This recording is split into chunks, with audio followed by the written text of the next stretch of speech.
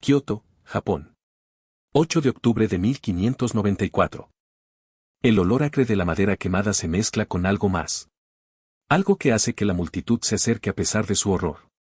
Estás entre ellos, hombro con mercaderes y campesinos, samuráis y sirvientes, todos unidos en su fascinación morbosa.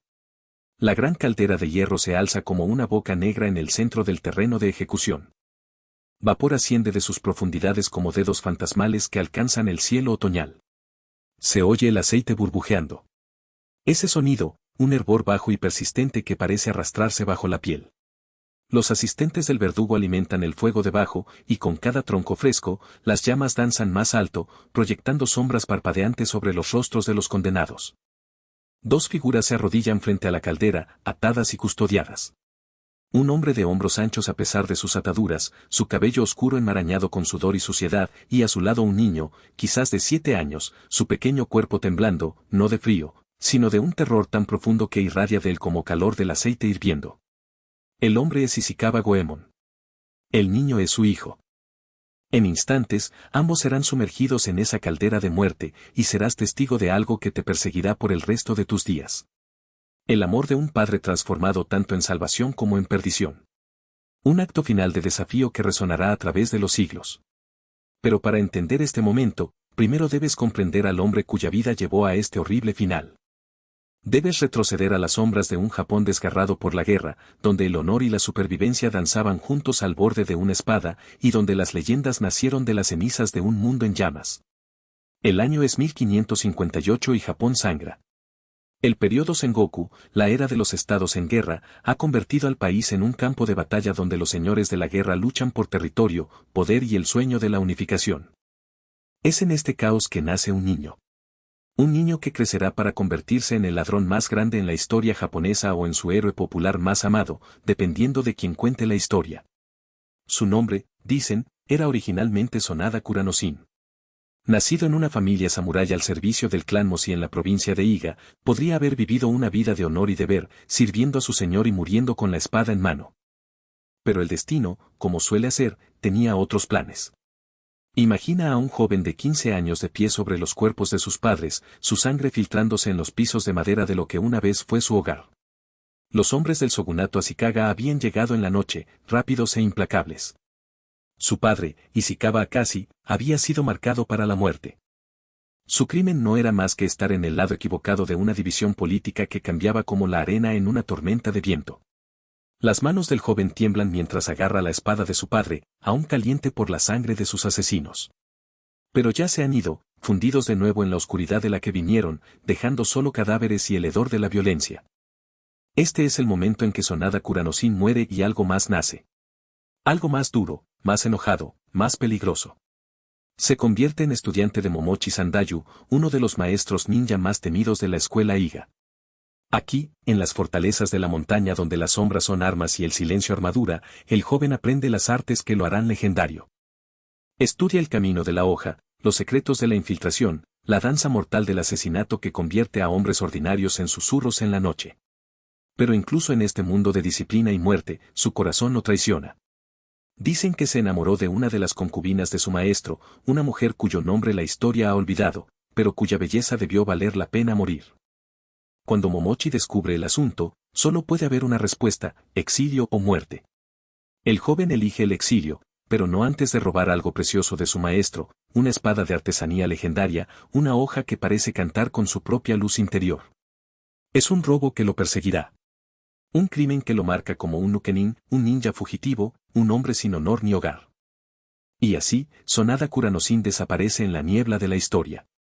Y de esa niebla emerge Ishikawa Goemon, un hombre que se convertirá en sinónimo tanto de terror como de esperanza, dependiendo de si te contabas entre los ricos o los pobres. La región de Kansai a finales del siglo XVI es un lugar donde la riqueza fluye como el agua para aquellos que saben cómo canalizarla. Mientras que los campesinos sobreviven con lo que gotea de sus superiores, la clase mercantil engorda con el comercio. Los señores samuráis acumulan tesoros como dragones acaparando oro y los templos budistas se convierten en depósitos de riquezas que harían llorar de envidia a los emperadores. En este mundo de extrema desigualdad llega Ishikawa Goemon y trae consigo un tipo diferente de justicia. Imagina la escena. Una noche sin luna en 1580 y la mansión de un rico mercader en Osaka yace silenciosa bajo las estrellas. Los guardias patrullan sus rutas con la confianza perezosa de hombres que nunca han enfrentado un peligro real. En el interior, el mercader duerme plácidamente, rodeado de seda y oro, sus sueños llenos de márgenes de beneficio y rutas comerciales en expansión. No oye los suaves pasos en su techo. No ve la sombra que se desprende de la oscuridad y fluye a través de su ventana como noche líquida. Solo se despierta cuando siente el frío acero de una hoja contra su garganta y mira hacia arriba a ojos que parecen contener toda la furia de los desposeídos. Tu dinero o tu vida, susurra Goemon. Pero su voz lleva el peso de algo más profundo que un simple robo. Esto no es solo robo, es redistribución. El oro del mercader, ganado con el sudor de los agricultores y el trabajo de los artesanos, encontrará su camino de regreso a aquellos que más lo necesitan. Al amanecer, las cajas fuertes del mercader están vacías. Y en las aldeas fuera de Osaka, comienzan a aparecer regalos misteriosos. Una bolsa de arroz en la puerta de una viuda. Monedas de plata presionadas en las manos de un mendigo lisiado. Medicina para un niño enfermo pagada con oro que lleva la marca del sello personal del mercader. Así es como nacen las leyendas. No en los grandes salones del poder, sino en los tranquilos momentos de bondad que siguen a los actos de desafío. Goemon y su banda de seguidores se convierten en fantasmas en la noche, atacando a los ricos y poderosos, redistribuyendo su riqueza a aquellos que no tienen nada. El pueblo común comienza a susurrar su nombre con algo que se acerca a la reverencia. Aquí finalmente hay alguien que entiende sus luchas, alguien dispuesto a arriesgarlo todo para equilibrar un mundo que se ha inclinado demasiado hacia los poderosos. Los niños crecen escuchando historias del noble ladrón que roba a los ricos para dar a los pobres. Y en su imaginación, Goemon se convierte en algo más que humano, una fuerza de la naturaleza, un campeón de la justicia. Pero las leyendas, como Goemon descubrirá, son cosas peligrosas. Atraen la atención de aquellos que prefieren que sus injusticias permanezcan sin ser perturbadas. Mientras Goemon construye su reputación en las sombras, otro hombre se eleva a la prominencia a plena luz del día. Toyotomi Hideyoshi, nacido en una familia campesina, se ha abierto camino desde los escalones más bajos de la sociedad para convertirse en uno de los hombres más poderosos de Japón. Donde Goemon usa el sigilo y la astucia, Hideyoshi emplea ejércitos y diplomacia. Donde Goemon busca redistribuir la riqueza, Hideyoshi busca acumularla. Los dos hombres son imágenes especulares el uno del otro. Ambos nacidos de la nada, ambos elevados a la prominencia a través de la pura fuerza de voluntad, ambos comandando la lealtad de aquellos que les sirven. Pero sus caminos divergen en formas que resultarán fatales. Hideyoshi es el gran unificador, el hombre que pondrá fin al periodo Sengoku y establecerá un nuevo orden. Tras la muerte de su maestro, Oda Nobunaga en 1582, Hideyoshi ha conquistado o negociado sistemáticamente la sumisión de los daimios en guerra. En la década de 1590, se encontraba en la cima del poder, gobernando sobre un Japón que ha conocido la paz por primera vez en generaciones. Pero la paz, entiende Hideyoshi, requiere más que una simple victoria militar. Requiere la eliminación de todas las fuentes de desorden, todos los desafíos a la autoridad. Y en las sombras de su nuevo orden, Ishikawa Goemon representa todo lo que busca destruir, la anarquía, la rebelión, la noción romántica de que la conciencia individual puede triunfar sobre el poder del Estado. La confrontación inevitable no se produce a través de ningún gran designio, sino a través del tipo de tragedia personal que convierte a los enemigos políticos en enemigos de sangre. La esposa de Goemon, Otaki, una mujer cuya belleza se decía que rivalizaba con la de las damas de la corte, es tomada por los agentes de Hideyoshi. Algunos dicen que fue asesinada por los crímenes de su esposo. Otros afirman que murió tratando de proteger a su hijo de la captura. Lo que importa no son los detalles exactos de su muerte, sino la rabia que enciende en el corazón de Goemon. El hombre que se había contentado con robar a los ricos y redistribuir su oro ahora tiene sed de algo más fundamental. Venganza. Castillo de Fushimi, Kioto, septiembre de 1594. El castillo se alza como una joya de la corona en la colina, sus muros blancos brillando a la luz de la luna. En el interior, Toyotomi Hideyoshi duerme el sueño de los poderosos, rodeado de capas de seguridad que harían que la infiltración pareciera imposible para cualquiera que no sea un maestro de las artes de la sombra. Pero Goemon ha pasado décadas perfeccionando el arte de lo imposible. Se mueve a través del castillo como un fantasma. Su entrenamiento bajo Momochi Sandayu le sirve bien. Más allá de los guardias exteriores, a través del laberinto de pasillos, sube las escaleras que conducen a las habitaciones privadas del hombre que gobierna Japón. La habitación es sorprendentemente simple para un hombre tan poderoso. Hideyoshi yace en su futón respirando profunda y regularmente. Por un momento, Goemon simplemente lo observa. Este campesino que se convirtió en rey. Este hombre que ha unido Japón bajo su voluntad. En el sueño, parece casi inocente. Un hombre pequeño con rasgos curtidos y cabello canoso. Nada sugiere la voluntad de hierro que ha remodelado una nación. Goemon desenvaina su hoja. La espada robada que ha sido su compañera durante tantos años. El acero atrapa la luz de la luna y parece brillar con su propio fuego interior. Una estocada rápida y el tirano estará muerto. Japón estará libre de su opresión y Otaki será vengada. Pero cuando levanta el arma, su pie golpea el borde de una pequeña mesa. Una campana de bronce colocada allí para decoración o ceremonia, cae al suelo con un sonido como un trueno en el silencio de la noche. El efecto es inmediato y catastrófico.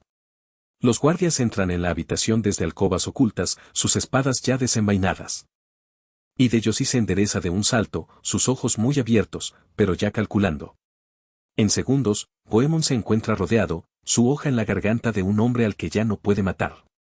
Así que, dice Hideyoshi, su voz notablemente tranquila para un hombre que acaba de despertarse y encontrar a un asesino junto a su cama. El gran Ishikawa Goemon finalmente muestra su rostro. Me había preguntado cuándo vendrías por mí. Goemon no dice nada. No hay nada que decir. Ha fallado. Y el fracaso, sabe, significa la muerte. Pero no solo la muerte, algo peor. Algo que hará que la muerte parezca una misericordia. El juicio, si se le puede llamar así, es rápido y predeterminado. Goemon se presenta ante Hideyoshi en el gran salón del castillo de Fushimi. Sus manos atadas, su cabeza en alto. Alrededor de ellos, los funcionarios de la corte y los comandantes militares observan con los ojos hambrientos de hombres que saben que están presenciando la historia. Hideyoshi, sentado en su trono, estudia al hombre que trató de matarlo con algo que casi podría ser admiración. Aquí, después de todo, hay un enemigo digno, un hombre que casi tuvo éxito donde tantos otros han fallado. Ishikawa Goemon, anuncia Hideyoshi, su voz llegando a todos los rincones del salón. Estás acusado de robo, bandidaje y el intento de asesinato del legítimo gobernante de Japón. ¿Cómo respondes a estos cargos? Se dice que la respuesta de Goemon fue magnífica en su desafío. Mirando directamente a los ojos de Hideyoshi, habla no como un criminal rogando misericordia, sino como un hombre que ha vivido según su propio código y está preparado para morir por él. Soy culpable de todo lo que has nombrado, dice, su voz fuerte y clara. He robado a los ricos para dar a los pobres. He desafiado las leyes de aquellos que aplastarían a los débiles bajo sus talones. Y sí, he tratado de matarte porque eres un tirano que ha olvidado que el poder existe para servir al pueblo, no para dominarlo. La corte estalla en murmullos de asombro. Nadie le habla así a Hideyoshi. Nadie desafía su autoridad tan directamente. Pero Goemon no ha terminado. Si estos son crímenes, entonces estoy orgulloso de ser un criminal. Si desafiar la injusticia es traición, entonces estoy feliz de ser un traidor. Haz lo que quieras conmigo, pero sabe que otros seguirán mis pasos. Los pobres siempre necesitarán campeones, y los tiranos siempre engendrarán rebelión. El rostro de Hideyoshi permanece impasible durante todo este discurso, pero aquellos que lo conocen bien pueden ver la furia acumulándose detrás de sus ojos.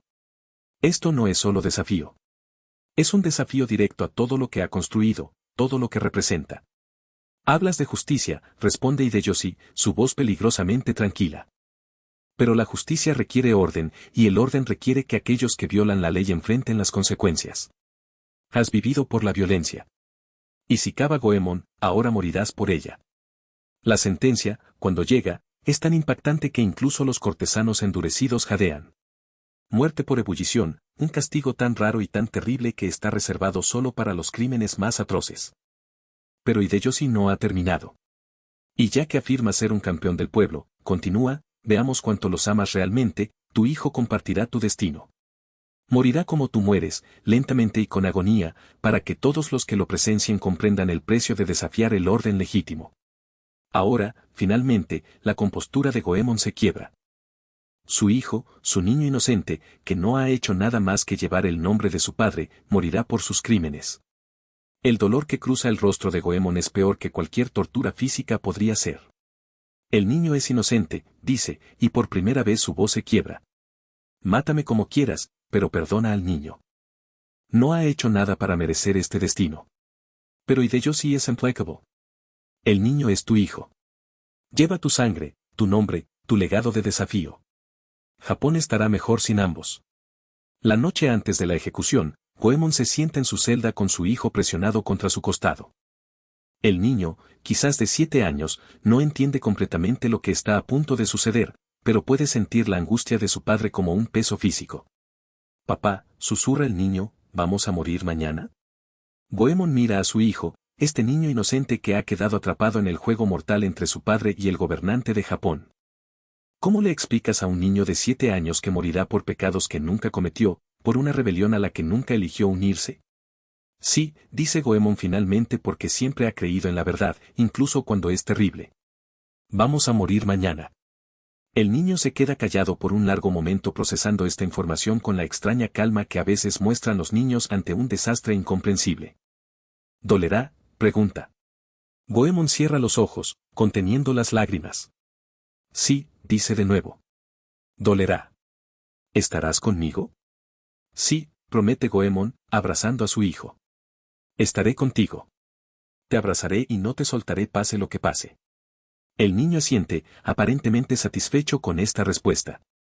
En la mente de su hijo, tal vez la muerte no sea tan aterradora si su padre está allí para enfrentarla con él.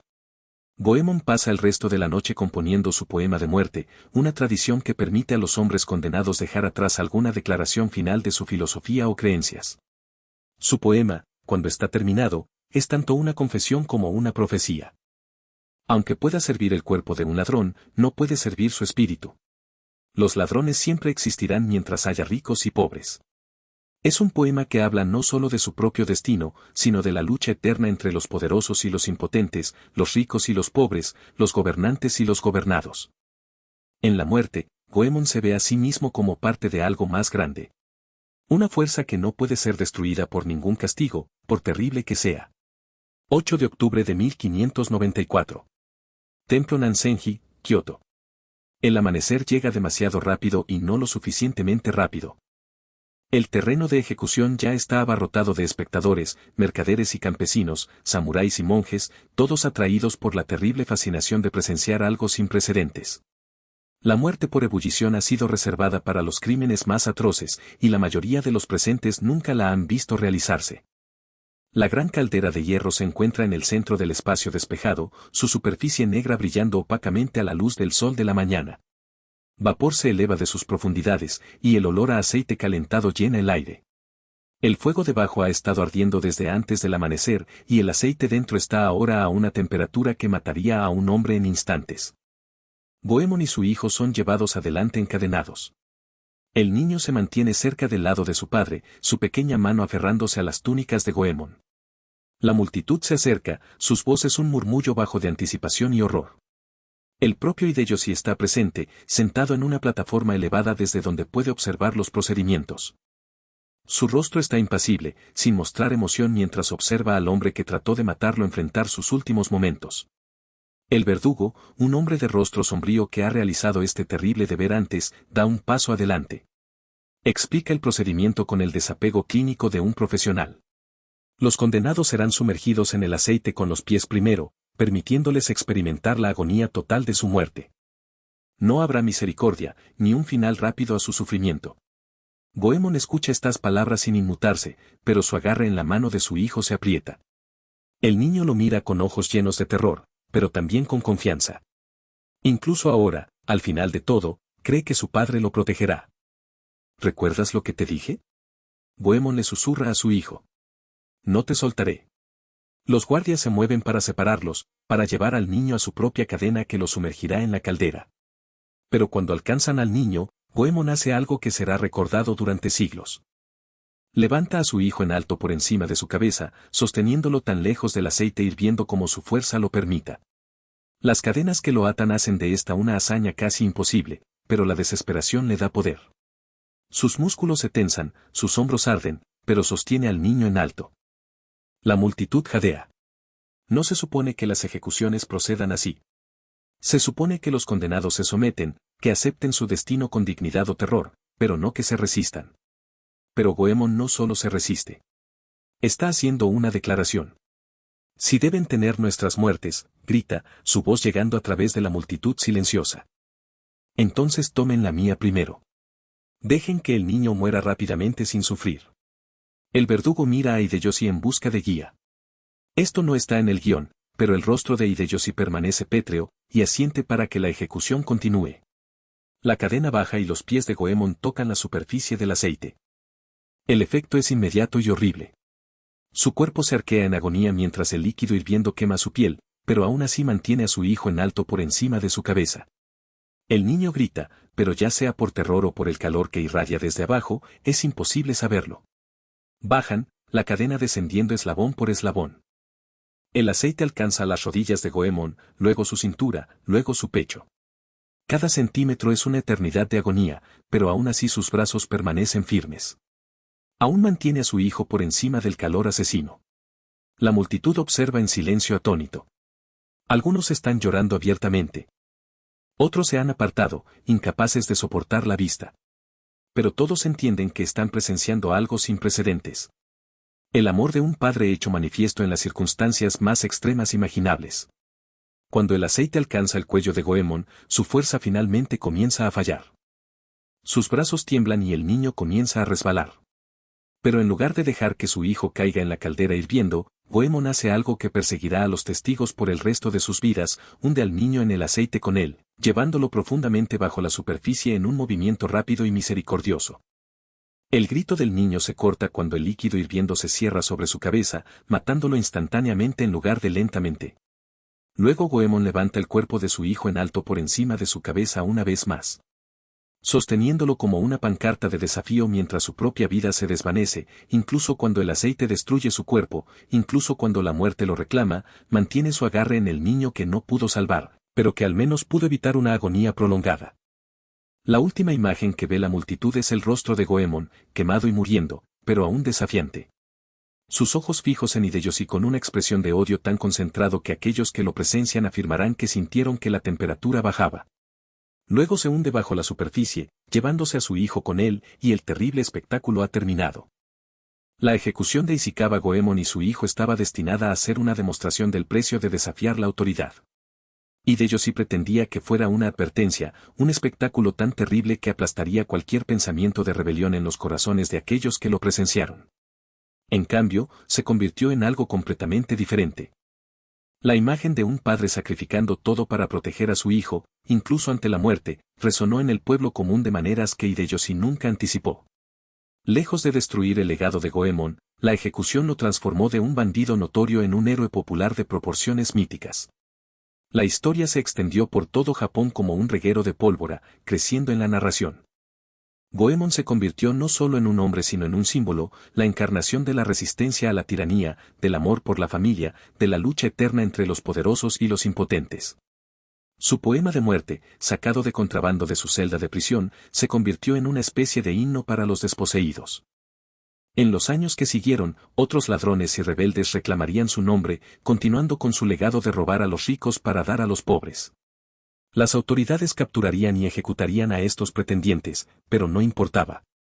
La idea de Goemon se había vuelto más poderosa que el hombre mismo. La gran bañera de hierro llegó a llamarse Goemonburo en su honor. Un tributo oscuramente irónico que transformó el instrumento de su muerte en un símbolo de limpieza y renovación. Cada vez que alguien tomaba un baño caliente, recordaría al hombre que murió en aceite hirviendo por el crimen de amar la justicia más que la vida.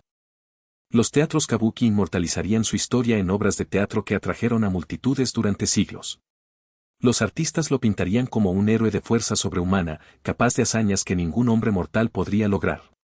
Los escritores crearían novelas sobre sus aventuras, cada una más fantástica que la anterior.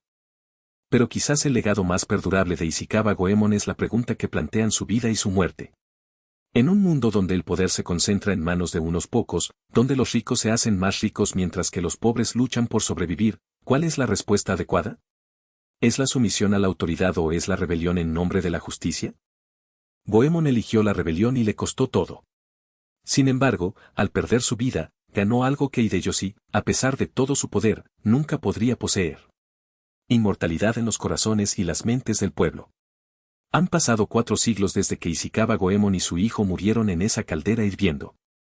Pero las preguntas que plantean sus muertes siguen siendo tan relevantes hoy como lo eran en 1594.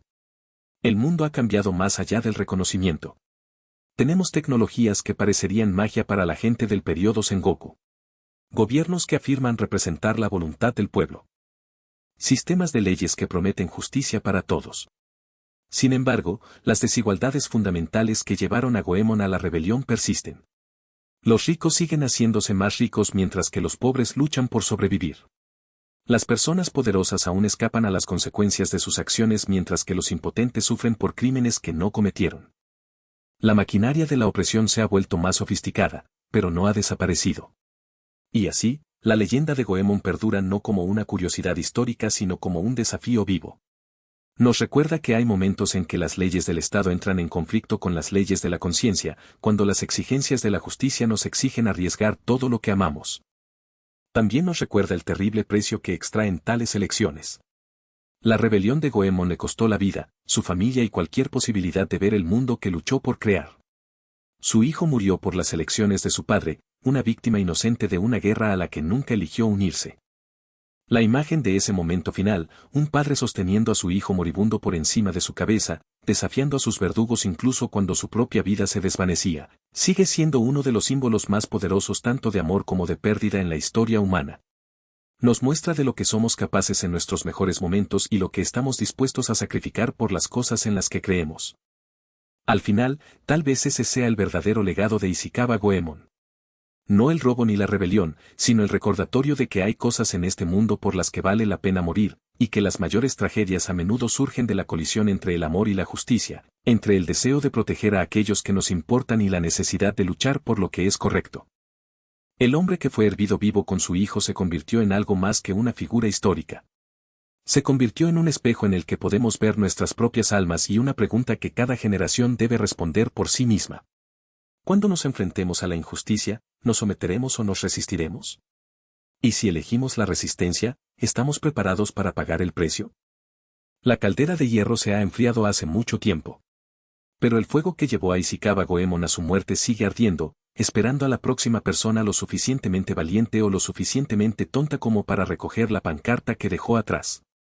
En los momentos tranquilos después de la medianoche, cuando el mundo está en silencio y los poderosos duermen plácidamente en sus camas, algunos dicen que todavía se puede oír el eco del amor de un padre resonando a través de los siglos, desafiante, ininterrumpido, eterno.